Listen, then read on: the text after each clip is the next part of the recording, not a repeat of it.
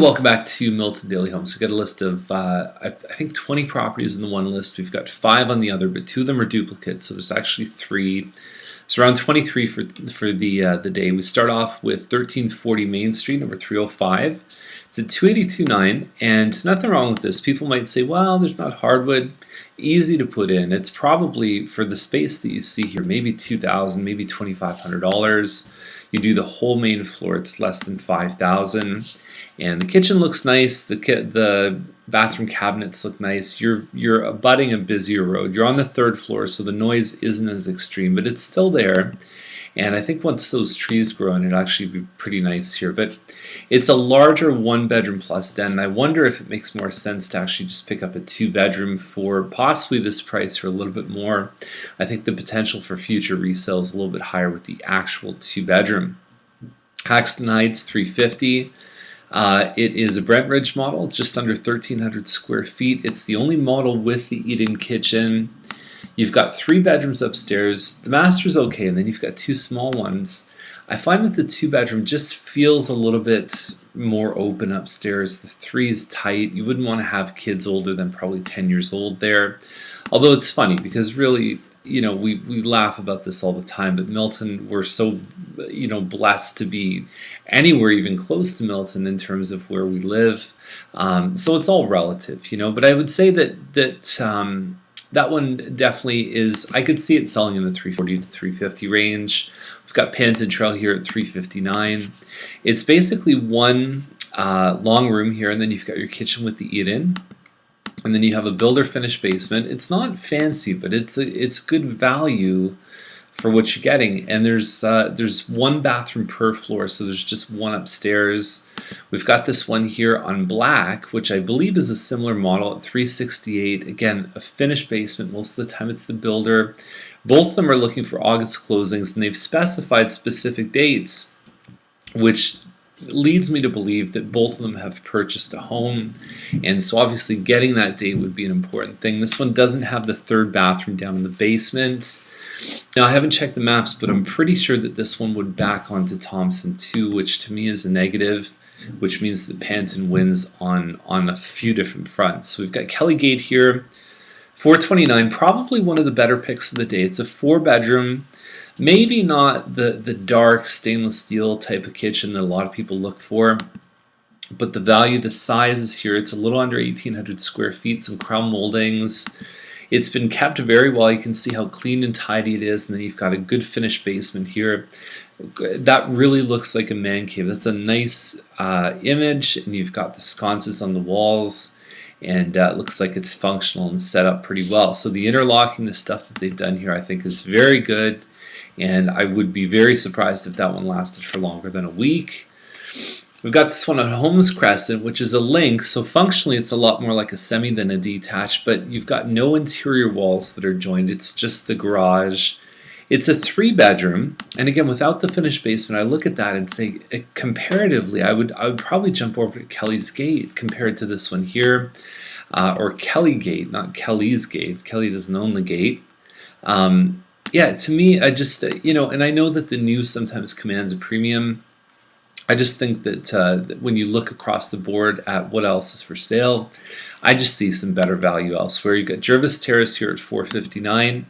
Now, there's no connection between this and actually if it's in front of the house. I believe it is. I like the HDR photography because you can actually see out the windows. So HDR layers exposures for the photos, so you get darker darks, lighter lights. You get this kind of stuff where you can actually see a little bit more like what you'd see in real life. And so the photography looks good. It's a townhouse version with a deck above the double garage in the back. There's not really a yard, although the corner ones you could argue have the extra piece of land here. If it were in front of the park, maybe there's a chance, but it still seems a little bit high. We don't see many of these ones that creep over 450 on the townhouse. It's called a Main Street townhouse. So Lavery Heights is 459, semi-detached, 4-bedroom. But without carpet, I look at this and say, you got to be really good to be playing at a semi over 450 right now. and there's not a whole lot of zip to it. The yard is great, but the problem is with a semi-detached, you don't get that big premium like you would with a detached. It just seems that the audience for a semi maybe isn't the same audience that wants a big size lot. I don't know what it is. It just seems like the premiums on townhouses and semis for extra land tends to be negligible most of the time. So we've got Cabot Trail here at $459. It's a bungalow, and this is another one. I haven't checked exactly where it is on Cabot Trail.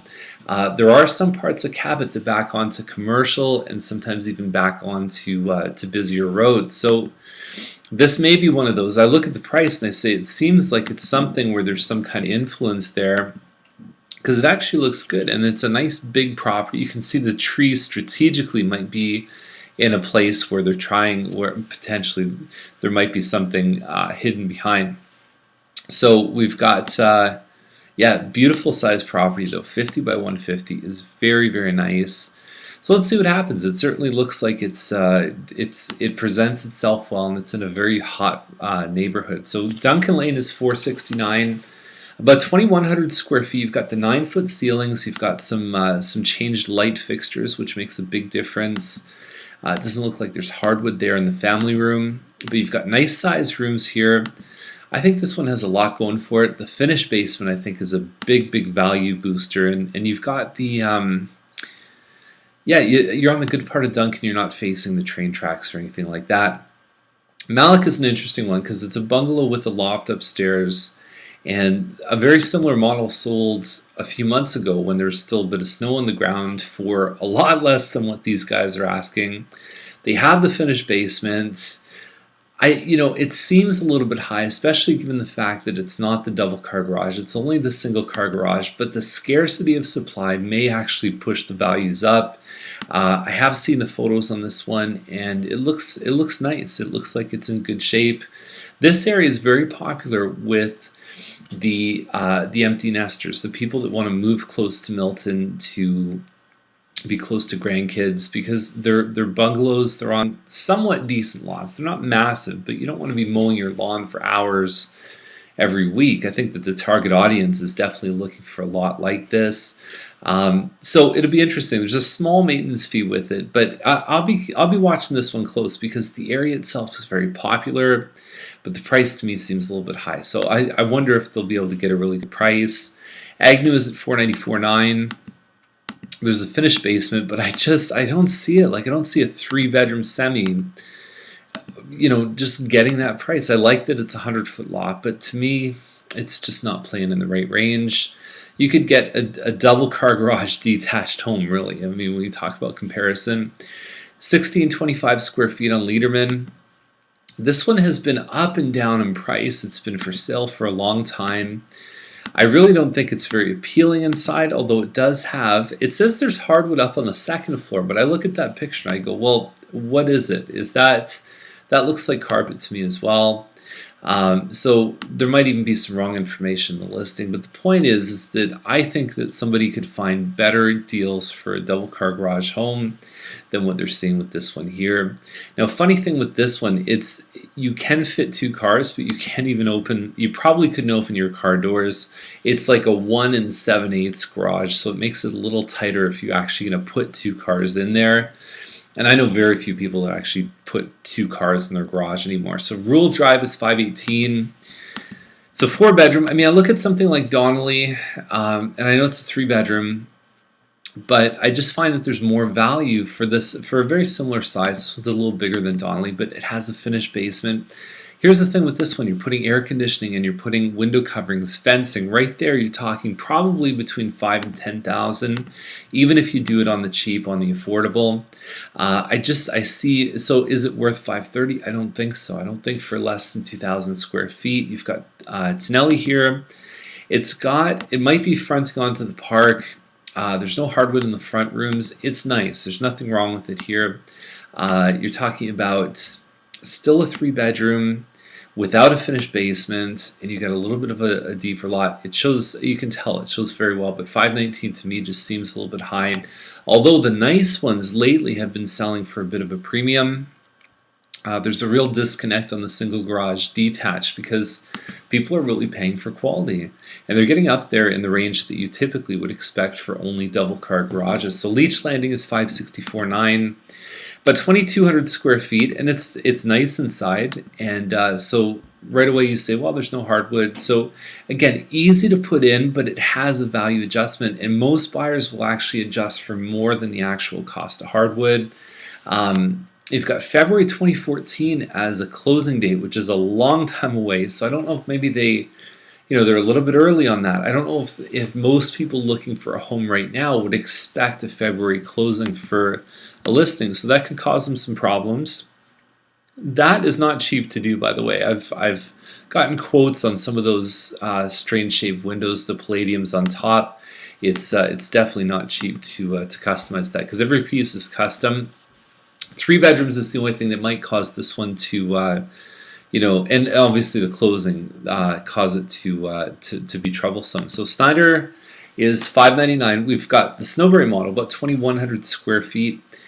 I believe a similar model is at $629. We kind of panned it a couple days ago, and you look at this and you say, you know what? They've got the finished basement.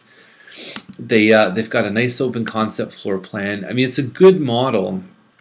I look at something like this and say views, backing onto ravine, good, finished basement, good. They might get it at $599, but people have a lot of choice. I mean, you could get into some big homes with double garages at the 600 mark.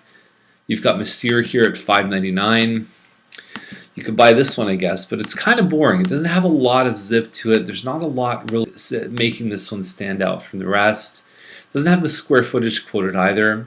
So Twist Road at $699. I mean, I've used this example before, and it's almost like I eat the sandwich, I'm halfway done, and I hand it to you and I say, would you like the rest of my sandwich? And so the thing about this home, I can appreciate that the work's been done, appreciate that the permits are there and all those things are happening, but at what stage do you just kind of pick up and completely do things exactly as they've been planned out? I don't know. I don't know if maybe a month from now if this home's going to be more complete, or if it's just completely deserted and no further work is going to be done.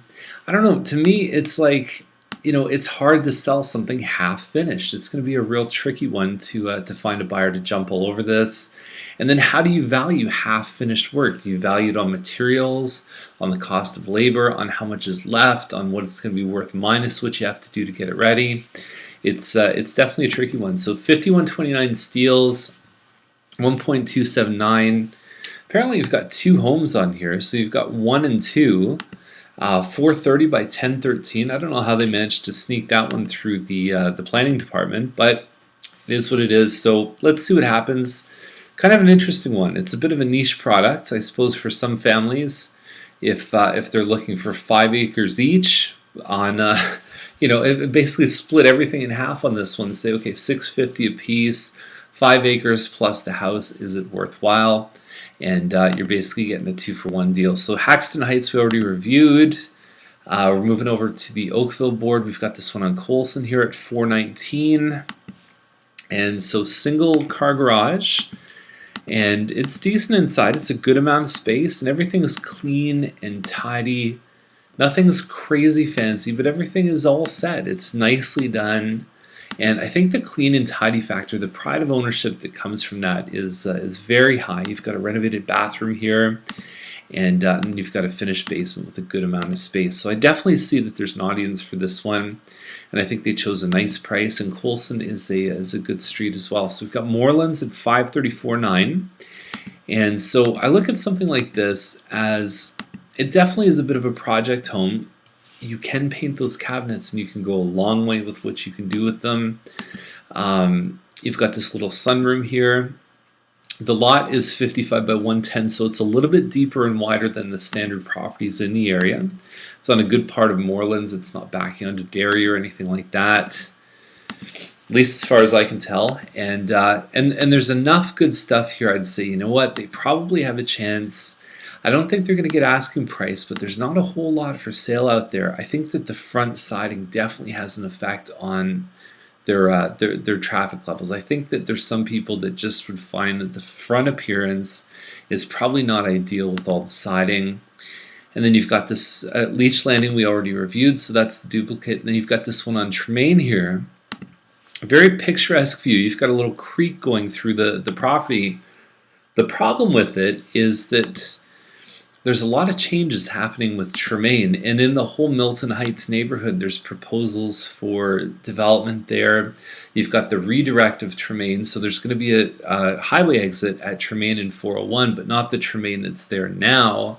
They're actually doing a bit of an easterly path that's like a diversion coming off of Tremaine, and so yeah, I don't know. I'd be very cautious in the future of Milton Heights as an area. I would think that there's a lot of things that are going to be happening that may not be, I would say, the most positive towards property values, although it's going to be a lot more convenient to get on the 401 with the new exit. So anyways, do your homework. If you're looking anywhere in this area, including this house, I think $579 for the actual size of the property, and the size of the house are probably not that far off. So if you have any questions, give us a call. We'd love to help you, give you our inside knowledge about what's going on in Milton. And also, the other factor is what else is coming up for sale, not just what else is for sale right now. So there might even be a house that we know about that isn't even listed that you might want first crack at. So just let us know. Just send us an email with some criteria, give us a call. And we're doing a buyer class next Wednesday, so you want to stay tuned for that too. Have a great day. We'll see you tomorrow.